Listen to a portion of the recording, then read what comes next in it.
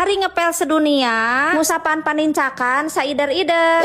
Kulantaran panincakan teh mang abad-abad teu diusapan. Matak hayu we ayeuna mah urang fokus ngagasrokan. Moal masak, moal ngome bubututan ayeuna mah. Tah ieu samemehna geus disapukeun nya, Besti. Keur sasapuna mah teu di video da sieun panjang teuing durasi. Tah bari si Bunit ngagasrokan panincakan, aya anu nanya ka si Bunit, "Bunit, kumaha cenah carana marah tetap semangat ngonten di saat mood lagi jelek cenah?" "Hayu urang ngawangkong bari beberesihnya." Marah anu nongton teu nundutan. Tah ayeuna urang bahas satu hal anu sering pisan dialami ku para konten kreator, terutama urang anu sebagai emak-emak anu ngontena teh pabaliut jeung pagawean imah. Cing Besti sok ngalaman kieu tara. Geus datang waktuna kudu nyieun konten, ide konten geus nyampak deui, tapi disangharepkeun jeung mood anu berantakan. Aya antukna mung usik-usik acan geuningan. Hayang ngajengjeh hewe hawana teh noelan HP. Tah pokona masih Bunit ge mineng ngalaman kitu teh Besti. Baheula mah pikiran teh kieu, lamun hayang ngonten teh kudu nunggu semangat heula, kudu nungguan mood anu alus heula.